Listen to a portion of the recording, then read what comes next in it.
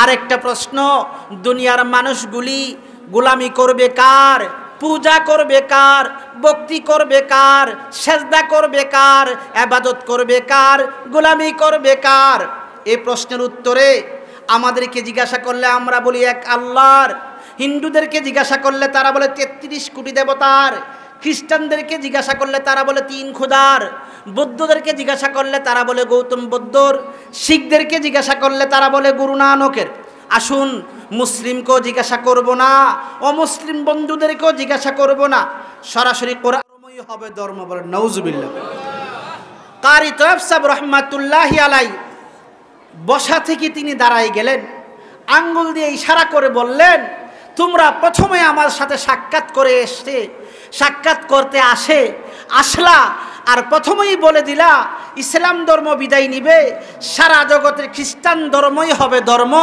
একথা তোমরা কিভাবে শিখতে পারলা? কেই বা জানাই দিল? কিভাবে বুঝতে পারলা ইসলাম বিদায় নিবে, সারা জগতের খ্রিস্টান ধর্মই হবে ধর্ম?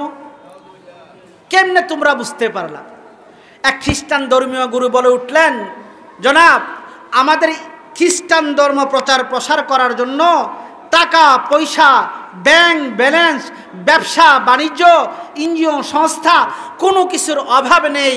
আর আপনাদের ইসলাম প্রচার করার জন্য টাকা পয়সা, ব্যাংক ব্যালেন্স, ব্যবসা বাণিজ্য কিছুই নেই।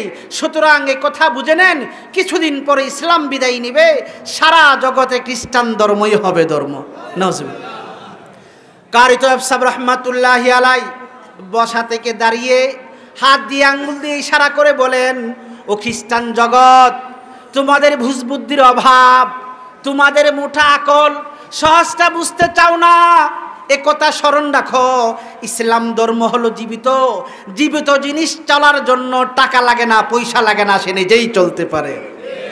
আর তোমাদের খ্রিস্ট ধর্ম হলো মুর্দা, মরাকে চালানোর জন্য টাকা লাগে, পয়সা লাগে। জাল দলিলকে কুডের মধ্যে প্রমাণ করতে হলে ঘুষ দেওয়া লাগে, ঠিক কিনা? সুতরাং মরাটাকে চালাইতে তো ফরমালিন দেওয়া লাগবেই। আমাদের ইসলাম ধর্ম জীবিত জিনিস চলার জন্য টাকা লাগে না, পয়সা লাগে না, সে নিজেই চলতে পারে। যেই তখন এই উত্তর তিনি দিলেন, খ্রিস্টানরা তার সামনে থেকে বাগা শুরু করলেন। সুবহানাল্লাহ। মেরে ভাই দোস্ত বুজুর্গ, ইসলাম ধর্ম জীবিত, ধর্মীয় গ্রন্থ আল কোরআন জীবিত। কোরআন কথা বলে, পৃথিবীর কোনো ধর্মগ্রন্থ কথা বলে না। আজকে আলোচনা যতক্ষণ চলবে, যেখানেই আমরা আটকাবো, তফসিরুল কোরআন মাহফিলের মধ্যে কোরআন থেকে প্রশ্ন করে উত্তর নেব, ঠিক কিনা? আমাদের কোরআনকে নিয়ে, ইসলামকে নিয়ে গোটা জাতীয়ভাবে দেশ বিশ্বব্যাপী একটা ভুল ধারণা আছে।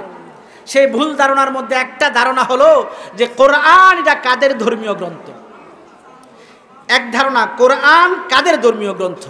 এ প্রশ্নের উত্তরে যদি আমাদের দেশের অমুসলিম বন্ধুদেরকে বলা হয়, ও হিন্দু ভাইয়া, খ্রিস্টান ভাইয়া, বলো তো দেখি কোরআন যা কাদের ধর্মীয় গ্রন্থ? হিন্দু বুদ্ধ খ্রিস্টানরা বলবে মুসলমানদের ধর্মীয় গ্রন্থ, ঠিক কিনা? একই প্রশ্ন যদি আমাদেরকে করা হয়, মুসলমানদেরকে করা হয়, আমরা বলি আমাদের ধর্মীয় গ্রন্থ। কথা কয় না, ঠিক কিনা? আসুন, কোনো মুসলিমকে জিজ্ঞাসা করবো না, কোনো অমুসলিমকে প্রশ্ন করব না, কোরআনকে জিজ্ঞাসা করি, কোরআন তুমি তো জীবিত গ্রন্থ, তুমি তো কথা বলো, তুমি বলে দাও তুমি কাদের মুক্তির গ্রন্থ। বন্ধু আমার, যখন আপনি কোরআনকে প্রশ্ন করবেন, কোরআনে কারিমের সূরা বাকারার 185 নম্বর আয়াত, কোরআনে কারিমের সূরা বাকারার 185 নম্বর আয়াত থেকে কোরআনে প্রশ্নের উত্তর দিচ্ছেন। কোরআন বলেন, শাহরু রমাদানাল্লাযী উনজিলা ফীহিল কোরআন হুদাল লিন্নাস। কোরআন বলেন, রমজান মাসে আল্লাহ পাক আমাকে পাঠিয়েছেন। কেন পাঠিয়েছেন? হুদাল লিন্নাস। আন্নাস শব্দের অর্থ মানুষ, হুদান মানে হেদায়েত, হুদান লিন্নাস মানুষের হেদায়েতের জন্য।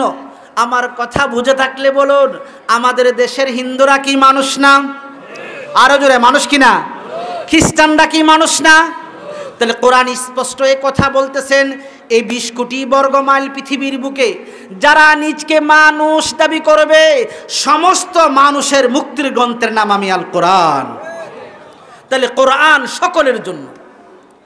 একই প্রশ্ন যদি করা হয়, মুহাম্মদ আরবি সাল্লাল্লাহু আলাইহি ওয়াসাল্লাম কাদের মুক্তির আদর্শ, এই প্রশ্নের উত্তরে আমরা মুসলমানরা বলবো আমাদের অমুসলিম বন্ধুরা বলবে মুসলমানদের, ঠিক কিনা? আসুন কোরআনকে জিজ্ঞাসা করি, কোরআন তুমি তো জীবিত গ্রন্থ, তুমি তো সব কিছুর সমাধান দাও, তুমি বলে দাও মুহাম্মদ আরবি সাল্লাল্লাহু আলাইহি ওয়াসাল্লাম কাদের মুক্তির আদর্শ? বন্ধু আমার, যখন আপনি কোরআনকে প্রশ্ন করবেন, কোরআনে কারিমের সূরা আরাফের 158 নম্বর আয়াত থেকে কোরআনে প্রশ্নের উত্তর দিচ্ছেন। কোরআন বলেন, কুল ইয়া আইয়ুহান নাস, নবী হে আপনি বলিয়া দেন, ইয়া আইয়ুহান নাস, হে মানব সম্প্রদায়, তোমরা যারা নিজকে মানুষ দাবি করো, ইন্নী রাসূলুল্লাহি ইলাইকুম জামিআ, আমাকে তোমাদের সকলের জন্য রাসূল হিসেবে প্রেরণ করেছে। তাহলে কথা স্পষ্ট, কোরআন সকলের জন্য, রাসূল সব মানুষের জন্য, ঠিক কিনা?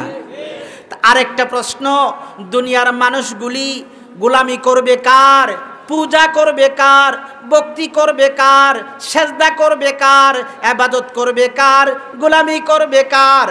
এই প্রশ্নের উত্তরে আমাদেরকে জিজ্ঞাসা করলে আমরা বলি এক আল্লাহর, হিন্দুদেরকে জিজ্ঞাসা করলে তারা বলে 33 কোটি দেবতার, খ্রিস্টানদেরকে জিজ্ঞাসা করলে তারা বলে 3 খোদার, বৌদ্ধদেরকে জিজ্ঞাসা করলে তারা বলে গৌতম বুদ্ধর, শিখদেরকে জিজ্ঞাসা করলে তারা বলে গুরু নানকের।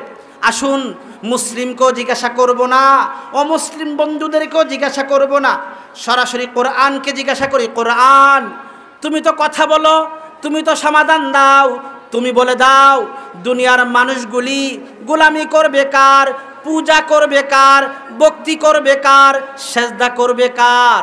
বন্ধু আমার, যখন আপনি কোরআনকে প্রশ্ন করবেন, কোরআনে কারিমের সূরা বাকারার 21 নম্বর আয়াত থেকে কোরআনে প্রশ্নের উত্তর দিচ্ছেন। কোরআন বলেন, ইয়া আইয়ুহান নাসু উবুদু রাব্বাকুমুল্লাযী খালাকাকুম ওয়াল্লাযীনা মিন ক্বাবলিকুম লাআল্লাকুম তাত্তাকুন। ইয়া আইয়ুহান নাস, হে মানব গোষ্ঠী, তোমরা যারা নিজকে মানুষ দাবি করো, তোমরা পূজা করো, উপাসনা করো, গোলামি করো, ভক্তি করো, সেজদা করো তোমাদের রবের, যিনি তোমাদেরকে সৃষ্টি করেছেন এবং তোমাদের পূর্বপুরুষদেরকে সৃষ্টি করেছেন। আমার কথা বুঝে থাকলে বলুন, জগতের সব কিছু কে সৃষ্টি করেছেন? আরো জোরে বলুন, কে সৃষ্টি করেছেন? আল্লাহ। সুতরাং কোনো মানুষ নিজকে মানুষ দাবি করতে হলে এক আল্লাহর উপাসনা করতে হবে, ঠিক কিনা? তাহলে কথা স্পষ্ট, কোরআন সকলের, রাসূল সকলের, সব মানুষ ইবাদত করবে আল্লাহর। তাহলে আপনাদের কাছে আমার একটা প্রশ্ন, এই তাফসীরুল কোরআন মাহফিলটা কি শুধু মুসলমানদের না গোটা মানব জাতির জন্য? তো কথা বলে না, তাফসীর মাহফিলটা কি শুধু মুসলমানদের জন্য না সকলের জন্য? তাহলে আজকে তাফসীরুল কোরআন মাহফিল থেকে আমি কোনো মুসলিমকে টার্গেট করে আলোচনা করব না। এই 20 কোটি বর্গমাইল পৃথিবীর বুকে যারা নিজকে মানুষ দাবি করে সমস্ত মানুষকে নিয়ে আলোচনা হবে, ঠিক কিনা? যেহেতু কোরআন সকলের, রাসূল সকলের, সব মানুষ ইবাদত করতে হবে এক আল্লাহর, এই কোরআনের মাহফিলটা গোটা মানব জাতির জন্য, ঠিক কিনা? এই কথাগুলি যেরকম কোরআনের মধ্যে রয়েছে, অন্যান্য ধর্মগ্রন্থ যদি আমরা পড়াশোনা করি, আমি বিভিন্ন ধর্মের উপরে গবেষণা পড়াশোনা করছি এবং করতেছি, হিন্দু, বৌদ্ধ, খ্রিস্টান, চৈতন্য, বীর, শিখ, এগুলো আমার পড়ার আয়ত্তের মধ্যে আলহামদুলিল্লাহ আছে। এই সমস্ত ধর্মগ্রন্থ গবেষণা করলে দেখা যায় সব জায়গায় কথা বলে আল্লাহকে মানো, কোরআনকে মানো, মুহাম্মদকে মানো, এক আল্লাহর আদর্শ, এক নবীর মুহাম্মদ আরবির আদর্শকে মানো, এক আল্লাহর উপাসনা করো, বলেন সুবহানাল্লাহ। এই কথাগুলি বোঝার দরকার আছে কিনা, জানা, ঠিক কিনা? জানার কেন প্রয়োজন? কারণ আমাগো দেশের মধ্যে কিছু শিক্ষিত নামে কলঙ্ক আছে, যারা ইসলামের সাথে, কোরআনের সাথে অন্য ধর্মকে মিশ্রণ করার চেষ্টা করছে, ঠিক কিনা? মূলত তারা বুঝেই না ধর্ম কাকে বলে, মূলত তারা জানেই না কোরআন কি জিনিস, মূলত তারা জানেই না মুহাম্মাদের আদর্শ কি জিনিস, ঠিক কিনা? মরা আর জেতা কি এক করা যায়? না পাক আর পাক কি এক করা যায়? তাহলে অন্য ধর্মকে আমি গাই দিব না, সমালোচনা করব না, কারণ সমালোচনা করা ইসলাম পছন্দ করে না। আমাকে যদি অনুমতি দেওয়া হয়তো সমালোচনার তাদের পক্ষ থেকে, ইনশাআল্লাহ রাত বড় সমালোচনা করতে হবে, করতে পারবো যে তাদের ধর্মের মধ্যে কি কি বিষয়গুলি রয়েছে, বাকি সেটা বিষয় না। আমাদের কথা হলো কোরআনকে মানার জন্য তাদের ধর্মগ্রন্থে কি বলছে, রাসূলকে মানার জন্য কি বলছে, আল্লাহকে মানার জন্য কি বলছে, এই কথাগুলি বলে দেওয়া, ঠিক কিনা? পাশে পাশে আমাদের মুসলমানদের মধ্যে যারা দুদুল্লাহ মনে আছে, এদিকে কিছুদিন যাই ওদিকে কিছুদিন যাই, এই যে একটু আগে বলে গেল খালেদ ভাই যে কেউ মন্দিরে যায়, এই ব্যক্তি আবার কাবাতে তওয়াফ করার জন্য যায়, ঠিক কিনা? এই জন্য জানা দরকার ইসলামের বিষয়ে, ঠিক কিনা? আসুন দেখি, আমরা যদি পড়াশোনা করি, গবেষণা করি, তাহলে দেখতে পাই হিন্দু ভাইদের ধর্মীয় গ্রন্থ, আমি হিন্দু ধর্মের উপর পড়াশোনা করছি, সমালোচনা করব না, তাদের ধর্মের মধ্যে আছে এক মালিককে মানতে হবে, এক আল্লাহর উপাসনা করতে হবে, ঠিক কিনা? ঠিক বেঠিক কেমনে করবেন একটু জানা দরকার আছে, ঠিক কিনা? আল্লাহু আকবার। আসুন দেখি, হিন্দু ভাইদের ধর্মীয় গ্রন্থের নাম বন্ধু বেদ। বেদটা 4 ভাগে বিভক্ত: ঋগ্বেদ, সামবেদ, অথর্বেদ, যজুর্বেদ। প্রত্যেকটা বেদ আবার 4 প্রকার, মোট 16 প্রকার।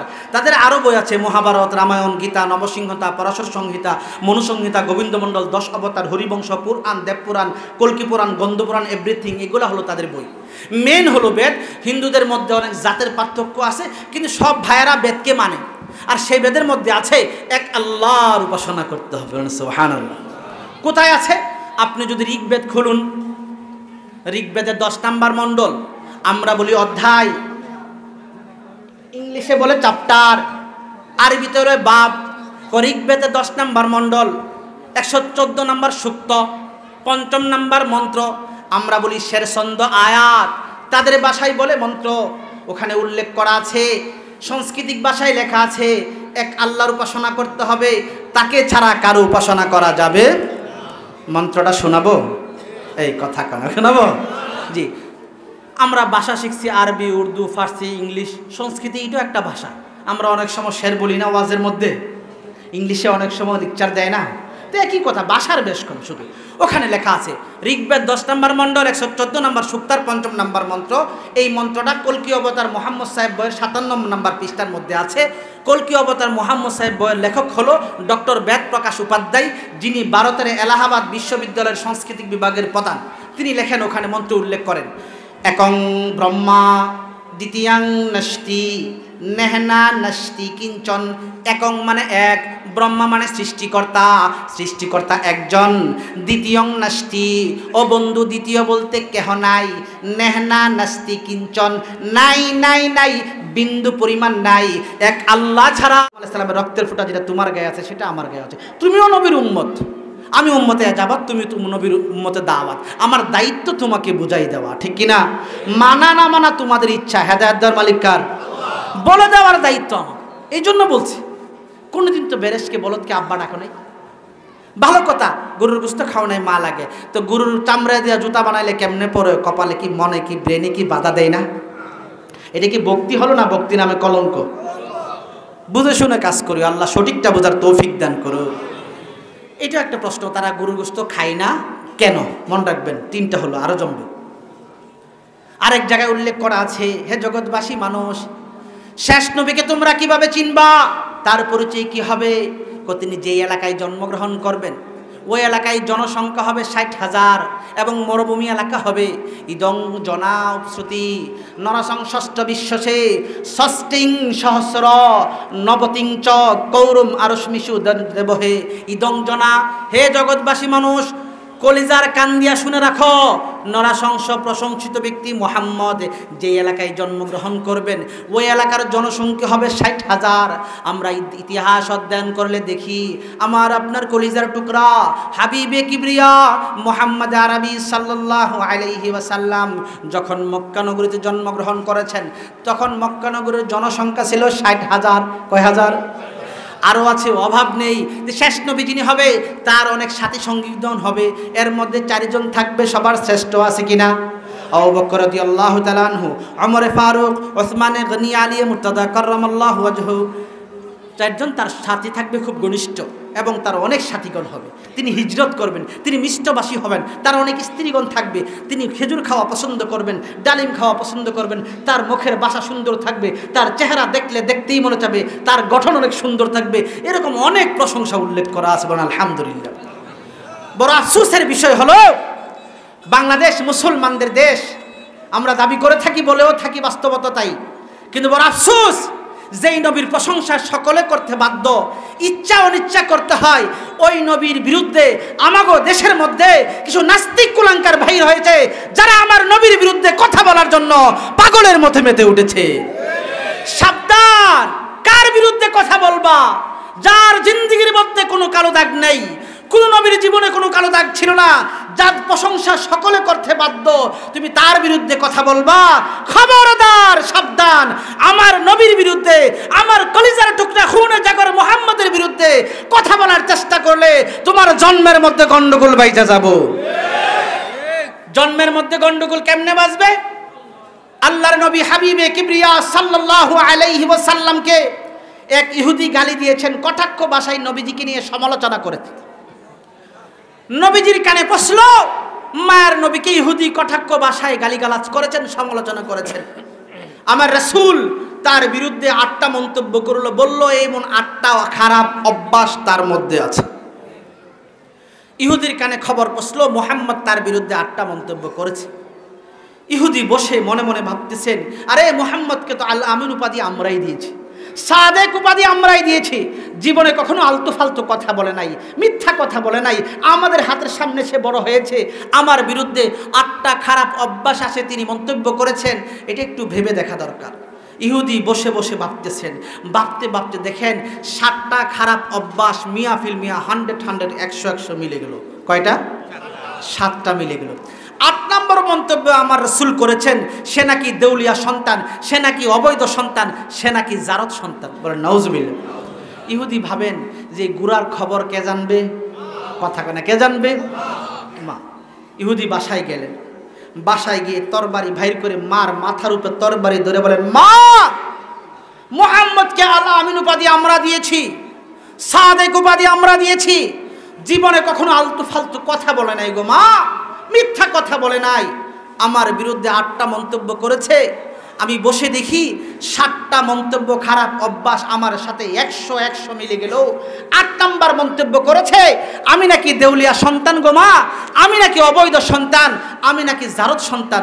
মা, এই গুরার খবর তুমি ছাড়া কেউ জানে না, মুহাম্মদ কখনো মিথ্যা কথা বলতে পারে না, সত্যি করে বলো মা, ঘটনা কি হয়েছে? ইহুদির মা নিচের দিকে মাথা দিয়ে বলে, মুহাম্মদ যা বলেছে সত্য বলেছে। ঘটনা কি হয়েছে মা বলো? তোর বাড়ি, তোর চাচা, তোর বাবা অসুস্থ ছিল, তোর পাশের বাড়ির চাচার সাথে আমি রাত্রি যাপন করছি, ওখান থেকে তুই হইছস। বলো না নাউজুবিল্লাহ। এই ঘটনা প্রমাণ করে, এই ইতিহাস প্রমাণ করে 20 কোটি বর্গমাইলে পৃথিবীর বুকে কিয়ামত পর্যন্ত যারা আমার রাসূলের বিরুদ্ধে কথা বলার চেষ্টা করবে, রাসূলের বিরুদ্ধে ঠোঁট নাড়ানোর চেষ্টা করবে, রাসূলের বিরুদ্ধে কলম ধরার চেষ্টা করবে, তারা দেউলিয়া সন্তান, অবৈধ সন্তান, জারত সন্তান, যারা কিছুই নয়।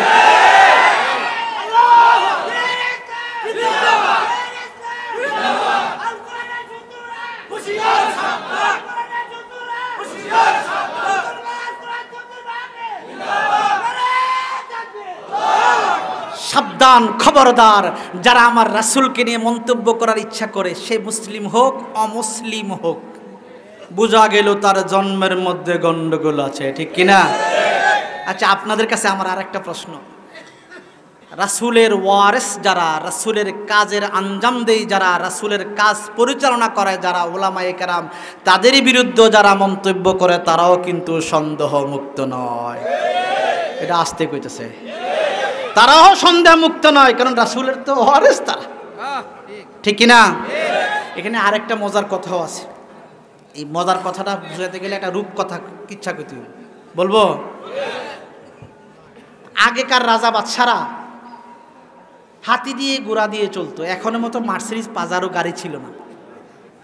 তো এক রাজা মশাই নাকি বিকালবেলা হাতি দিয়ে বাগানে ঘুরতেছে, বিকাল টাইম, একটু পরে দেখেন একটা ব্যাঙ লাফাইতে লাফাইতে হাতির সামনে আইসে, আইসা লাফ দিয়ে হাতিকে পাটা লাগায় আর নিজেই ঘুরে মুড়ে পড়ে যায়। রাজা মশাই ব্যাঙের এই কাণ্ডটা কয়েকবার দেখলো, বিষয় কি সে আমার ব্যাঙের সাথে, ব্যাঙ আমার হাতির সাথে কি করে? দেখে ব্যাঙের মতলব খারাপ, লাথি দেওয়ার চেষ্টা করতেছে। রাজা মশাই কেমন হাজার ব্যাঙ হাতির লেদার তলে পড়লে খুঁজে পাওয়া যাবে, শেষ হয়ে যাবে, বিষয় কি? রাজা হাতি থামালো, নিচে নামলো, নেইমা থাবাদা ব্যাংকে দৌড়ছে, দৌড়ে দেখে ব্যাঙ্গের নিচে নাকি আইয়ুব খানের 1 পয়সা লাগছে। সে 1 পয়সার গরমে রাজার হাতিকে লাথি দেওয়ার চেষ্টা করতেছে। ঠিক তদুপরি আমাগো দেশের নাস্তিক কুলাঙ্গারদের পকেটের ভিতরে ইহুদি খ্রিস্টান বেঈমান নাসারাদের কিছু টাকা পড়ছে, যেই টাকার গরমে আমার রাসূলের বিরুদ্ধে কথা বলার জন্য ব্যাঙের মতো লাফায়া উঠছে। সাবধান, কার বিরুদ্ধে কথা বলো? যার জীবনের এমন কোনো মুহূর্ত নাই, এমন কোনো বিষয় নাই যেটা সংরক্ষণ করা নেই। সব কিছু আল্লাহ পাক সংরক্ষণ করাই রেখেছেন, ঠিক কিনা? আমি তো এই কথা বলি, পৃথিবীর কোনো মানুষে কথা বলতে পারবে না যারা আদম থেকে নিয়ে তার পর্যন্ত বংশ তালিকা সংরক্ষণ করা। কিন্তু আমার রাসূল, আমার আকা, আমার মাহবুব তো এমন যার আদম থেকে নিয়ে রাসূল পর্যন্ত আল্লাহ পাক বংশ তালিকা সংরক্ষণ করা রেখেছেন। বলেন আলহামদুলিল্লাহ। বংশ তালিকাটা শোনাবো, আস্তে করে শোনাবো। প্রথম যিনি মহামানব আসছিলেন তার নাম কি? কথা কেন, তার নাম কি? আদম আলাইহিস সালাম। আদমের ছেলে শীষ, শীষের ছেলে আনুস, আনুসের ছেলে কানিন, কানিনের ছেলে মাহিলিল, মাহিলিলের ছেলে ইয়ারদ, ইয়ারদের ছেলে ইদ্রিস, ইদ্রিসের ছেলে মতুসালে, মতুসালের ছেলে লামেক, লামেকের ছেলে নূহ, নূহের ছেলে শাম, শামের ছেলে আরফাকশাদ, আরফাকশাদের ছেলে সালেহ, সালেহের ছেলে আবের, আবেরের ছেলে হুদ, হুদের ছেলে রাগু, রাগুর ছেলে সারুজ, সারুজের ছেলে নাহুর, নাহুরের ছেলে আজর, আজরের ছেলে ইব্রাহিম খলিলুল্লাহ আলাইহিস সালাম, ইব্রাহিম খলিলুল্লাহ ছেলে ইসমাইল জবিহুল্লাহ আলাইহিস সালাম, ইসমাইল জবিহুল্লাহর ছেলে কিদর, কিদরের ছেলে আরাম, আরামের ছেলে আউদা, আউদার ছেলে মাদি, মাদির ছেলে শাম্মি, শাম্মির ছেলে জারা, জারার ছেলে নাহেস, নাহেস ছেলে মুকাসসার, মুকাসসারের ছেলে ইহাম, ইহামের ছেলে আফনাদ, আফনাদ ছেলে ঈসার, ঈসারের ছেলে দিশান, দিশানের ছেলে ঈদা, ঈদার ছেলে ইরাউ, ইরাবের ছেলে ইয়ালজান, ইয়ালজানের ছেলে নাহজান, নাহজানের ছেলে ইসরাবা, ইসরাবার ছেলে সাম্বার, সাম্বারের ছেলে হামদান, হামদানের ছেলে আদদুআ, আদদুআর ছেলে উবাইদ, উবাইদের ছেলে আবকর, আবকরের ছেলে ইফা, ইফার ছেলে মাখি, মাখির ছেলে নাহেস, নাহেস ছেলে জাহেম, জাহেমের ছেলে তাবেখ, তাবেখের ছেলে তাদলাফ, তাদলাফের ছেলে বালদাস, বালদাস ছেলে হিজা, হিজার ছেলে নাশেদ, নাশেদের ছেলে আওয়াম, আওয়ামের ছেলে উবাই, উবাইয়ের ছেলে কামওয়াল, কামওয়ালের ছেলে ইউজা, ইউজার ছেলে আউস, আউসের ছেলে সালামান, সালামার ছেলে হামিসা, হামিসার ছেলে আউদা, আউদার ছেলে আদনান, আদনানের ছেলে মাদ, মাদ ছেলে নজর, নজরের ছেলে মদর, মদরের ছেলে ইলিয়াস, ইলিয়াস ছেলে মুদ্রেকা, মুদ্রেকার ছেলে খুজাইমা, খুজাইমার ছেলে কেনানা, কেনানার ছেলে নদর, নদরের ছেলে মালেক, মালেকের ছেলে ফাহার, ফাহার ছেলে গালেব, গালেবের ছেলে লুআই, লুআইয়ের ছেলে কাব, কাবের ছেলে মুর্রা, মুর্রার ছেলে কিলাব, কিলাবের ছেলে কুসাই, কুসাইয়ের ছেলে আব্দে মানাফ, আব্দে মানাফের ছেলে হাশেম, হাশেমের ছেলে আব্দুল মুত্তালিব, আব্দুল মুত্তালিবের ছেলে আব্দুল্লাহ, আব্দুল্লাহর ছেলে মুহাম্মাদুর রাসূলুল্লাহ। हमद मी बेकुशा गम गसारे जहा, हो दुरूद आब पर, हो सलाम आब पर, आई शाह शाहन शाह फख्र पैगंबरा, हो दुरूद आब पर, हो सलाम आब पर। आप से कबल बे नूर थी जिंदगी, रोशनी गार जुल्मात में कैद थी, आम थी गुमराही कत्ल गारत गरी, ओ बना अदल इंसाफ का पासबा, हो दुरूद आब पर, हो सलाम आब पर। आब आई तो दुनिया को राहत मिली, शम्ल नूरे यकी झगमगाने लगी, छट गई शिरक की सारी तारीकियाँ, हो दुरूद आब पर, हो सलाम आब पर। हमदमी बेकशा गम गसारे जहा, हो दुरूद आब पर, हो सलाम आब पर। ऐ शाह शाहन शाह फख्र पैगंबरा, हो दुरूद आब पर, हो सलाम आब पर। अल्लाहु আকবার। সব কিছু আমার শামসা রাসূলের সংরক্ষণ করা, বলেন আলহামদুলিল্লাহ। সাবধান, আমার নবীর বিরুদ্ধে কথা বললে জন্মতে পেছ লাগবে, ঠিক কিনা? আল্লাহ সকলকে সঠিকটা বোঝার তৌফিক দান করুক। যে কথা বলছিলাম হিন্দু ধর্মের, হিন্দুদের ভাই ধর্মের বই থেকে আমার রাসূলের বিষয়ে কিছু কথা, ঠিক কিনা, রেখে দিলাম। হিন্দু ধর্ম, খ্রিস্টানদের ধর্মগ্রন্থের মধ্যে কিছু আছে কিনা একটু আলোচনা করা দরকার। খ্রিস্টানদের ধর্মীয় গ্রন্থের নাম বাইবেল। সারা দেশে বাংলাদেশে চতুর্মুখী ফিতনা, এর মধ্যে খ্রিস্টানদের ফিতনা সিংহভাগ, বেশিরভাগ মুসলমানদেরকে দাওয়াত দিয়ে দিয়ে বিভিন্নভাবে পাইতারা করে মুসলমানকে খ্রিস্টান বানাচ্ছে। যাই হোক, খ্রিস্টানদের ধর্মীয় গ্রন্থের নাম বাইবেল। বাইবেল এটা কোনো আসমানি গ্রন্থ নয়। কারণ আপনারা জন্মের পর থেকে নিয়ে এই পর্যন্ত বহুত উলামায়ে কেরামের জবানে আলোচনা শুনেছেন, বাইবেল নামে কোনো কিতাব আসমান থেকে আসে শুনছেন? আজ থেকে শুনছেন? যার নামে গন্ডগোল তার ভিতরের কি অবস্থা হবে? আমাদের কাছে 16 জাতের বাইবেল আছে, একটার সাথে একটার মিল নাই। এটা কি আসল না নকল? সারা পৃথিবীব্যাপী কোরআনের প্রতিযোগিতা হয়, বাংলাদেশের সন্তানেরা প্রথম নাম্বার হয়ে পুরস্কার নিয়ে আছে, ঠিক কিনা? আসল হওয়ার কারণে, এক হওয়ার কারণে। আমাদের কাছে, আমার কাছে যে কয়েক যাচ্ছে একটার সাথে একটার মিল নেই, উল্টা বলা। হাজারবার পরিবর্তন, মানুষের হাতে লেখা, ঈসা নবী চলে যাওয়ার লম্বা সময় পরে লেখা, লম্বা ইতিহাস। যাই হোক, সে ভ্রান্ত বাইবেল, সেখানেও তারা 3 খোদাকে দাবি করে তৃতীয়বাদ মানতে চায়। বরং বাইবেলের মধ্যে স্পষ্ট উল্লেখ করা আছে, এক মালিক ছাড়া কারো উপাসনা করা যাবে। কোথায়? বাইবেলের একটা চ্যাপ্টার নাম হলো গসপেল অফ মথির 12:29 মধ্যে লেখা আছে, that only the lord is God and that there is no other God but he. সৃষ্টিকর্তা একজন, তিনি ছাড়া কেউ নাই, নাই বিন্দু পরিমাণ নাই। এক মালিক ছাড়া অন্য কারো উপাসনা করা যাবে। ও ভাই, এক মালিকের সাথে শরিক করা, এটা আল্লাহ পাক পছন্দ করে না। আর আল্লাহ কেন? আমি তো আমার সাথে শরিক করাকে পছন্দ করি না, ঠিক কিনা? আমার সন্তান আমাকে ছেড়ে আপনাকে যদি মুখ বলিয়া আব্বু আব্বু ডাকে, আমি অনেক খুশি হব। কথা খুশি হব? আপনার সন্তান আপনাকে বাদ দিয়ে আমাকে আব্বু ডাকলে খুশি হবেন? আমার স্ত্রী যদি, আমার বেগম সাহেব আমাকে ছাড়া আপনার সাথে মোবাইল ফোনে কথা মজার রসের কথা বলে, বিকাশ অ্যাকাউন্টে কিছু টাকা পয়সা নেয়, সুনু ফাউটার ব্যবহার করবার লাগিয়া, আমি খুশি হবো? আপনি খুশি হবেন?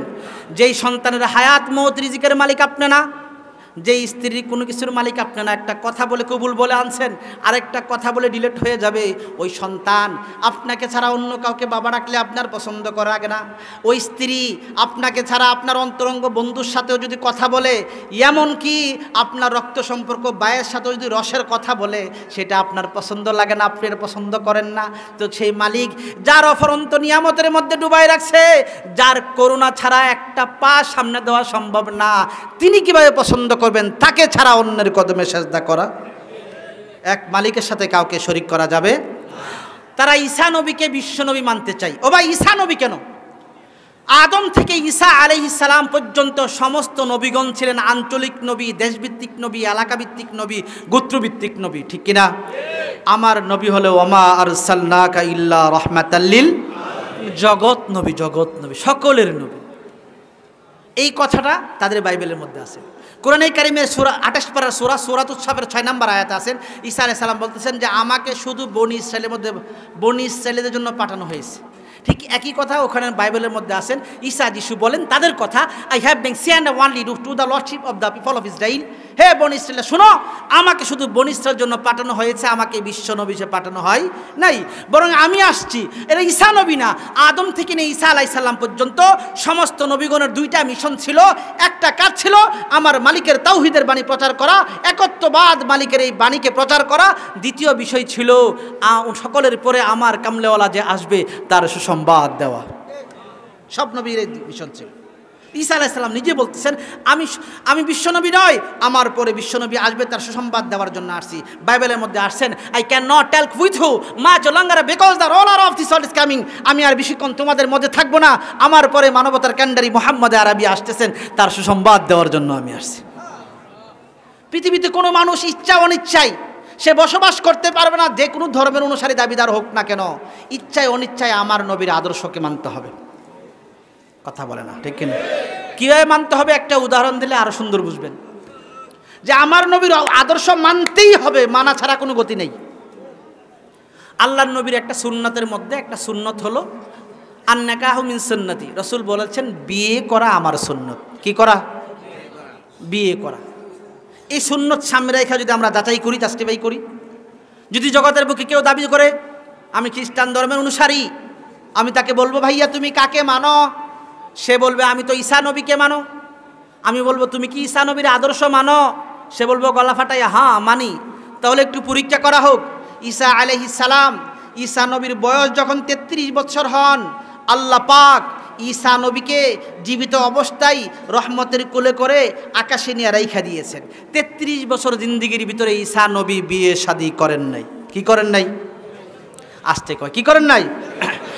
এখন যদি তোমরা ঈসা নবীর অনুসারী দাবিদার করো, তাহলে তোমার ঈসা নবীর আদর্শ মানতে গিয়ে আজীবন বিয়া সারা থাকতে হবে।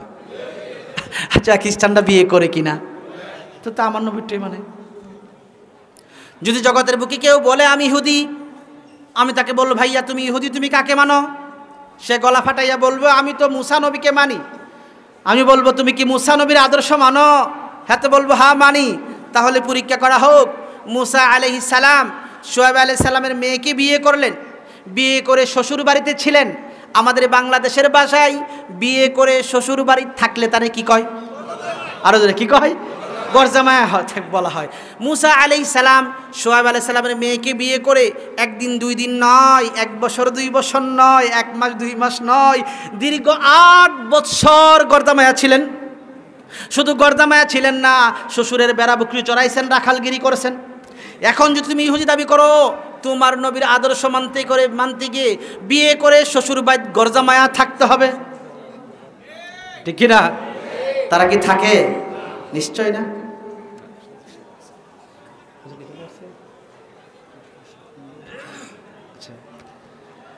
যদি কেউ বলে আমি বৌদ্ধ ধর্ম অনুসারী, আমি তাকে বলবো তুমি বৌদ্ধ ধর্ম অনুসারী তুমি কাকে মানো? সে বলবে যে আমি গৌতম বুদ্ধকে মানি। আমি বলবো গৌতম বুদ্ধ তুমি আদর্শ মানো? গৌতম বুদ্ধকে টেনে পড়ে আদর্শ মানো? সে তো বলবো হ্যাঁ মানি। তাহলে গৌতম বুদ্ধ ভারতের রাজা শুদ্ধোধনের 4 নাম্বার স্ত্রীর সবার ছোট ছেলের নাম গৌতম বুদ্ধ, তার শেষে লাগানো হয়েছে। 29 বছর বয়সে তাকে বিবাহ, 29 বছর বয়সে তার বাবা তাকে জোর করে তাকে বিয়ে করাইছে।